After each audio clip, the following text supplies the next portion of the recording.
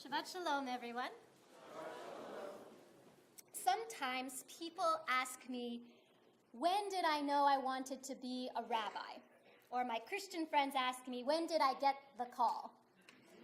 And usually I'll make up a story for them about how one day Elijah appeared before me. And sometimes, I can get quite a ways before someone says. The truth is it's a somewhat gradual process, as I think it is for many professions or many realizations of becoming oneself. This week's Parsha is all about the priesthood. Sometimes it's a little bit tricky for us to say there's a special class of people that has a task that the rest of the Jews can't do.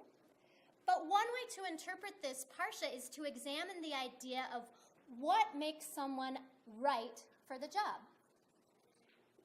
If you ask me about my rabbinic training, there were some natural tendencies that I had, things that I was born with. I have a really strong sense of compassion. I like to help people. I enjoy engaging in study. So some of it was my natural gifts. And if we look at this week's Parsha, they examine how perhaps part of the reason the priests were the priests were that they were simply born into the family with their natural gifts. The Abarbanel points out that shortly after the verse stating that the priests were entering the tabernacle had been called for this job, that it comes right after being told about the golden lanterns filled with pure olive oil. And the Barbanel says, the reason these two verses come right on top of each other is to say there was something special about this class, right? These sons of Aaron, they shone like the pure olive oil in a gold lamp. They had the inherent talent. But that alone is not enough. You also have to decide as an individual to hone those talents. And so we have another verse which is given that says not only was Aaron called, but then it doesn't say, and the sons of Aaron. It lists them all individually. Nadav, Avihu, Itamar, and Eliezer, right? And the Ramban, another commentator, says, why is each person listed individually? Because it wasn't enough to be a son of Aaron. It wasn't enough to be born into the priesthood. It was something that each individual had to decide to pursue. Much like any profession, right? You can't automatically become an astrophysicist even if you have a natural gift for science and mathematics. You have to work for it. You have to choose it.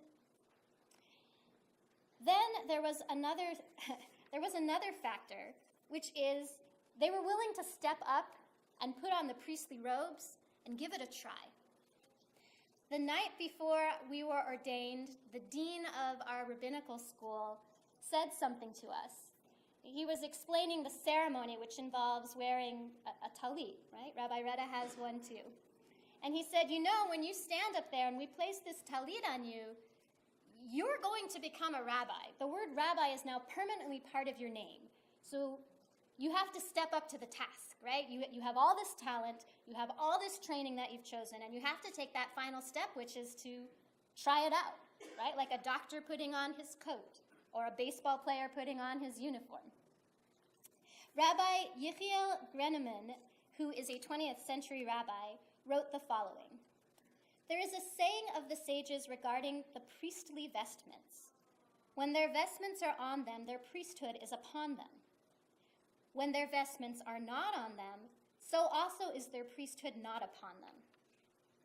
This emphasizes the distinction between the man and his function, that the individual is secondary with regard to his priestly role. The priest is defined by his clothes and by the acts of others who have made a priest of him. He is a vessel of holiness, and his ability to transcend himself to fulfill his holy function is crucial.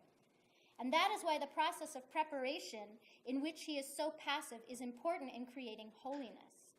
It is a process which aids his transformation to the priesthood. This is true for any role in which people represent others. He or she must rise above the personal in order to do in holiness what is given and must be done. So for us to be the right person for the task involves putting on the uniform to serve others, right? If you are an insurance salesman and you put on your suit to go to work, you are helping others find security in their future, as an example. When you put on the clothes, that's the final step. So it's this three-part process if you ask me, how did I become a rabbi?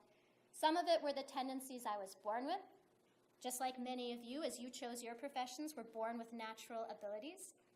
Some of it was a personal choice to pursue the education and training, just like many of you. And then the final step is to put on the clothes and fulfill that task for others and see yourself as the servant of others. But I think this goes beyond the professional world. I think any task in life you can be the right man, woman, or child to fulfill.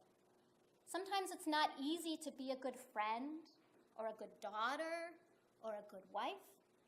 And we learn about relationships to others in a very similar way. Sometimes we're born with some of the skills we need. Sometimes we pursue an education or experience in those skills.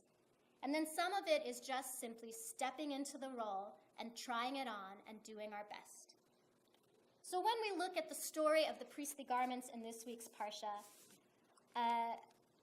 my blessing for all of us is that we recognize our natural abilities, that we have the courage and the fortitude to make the choice and pursue the roles that we want to be in life to the best of our ability, and that we're brave enough to put on the clothes and try it out. Shabbat Shalom.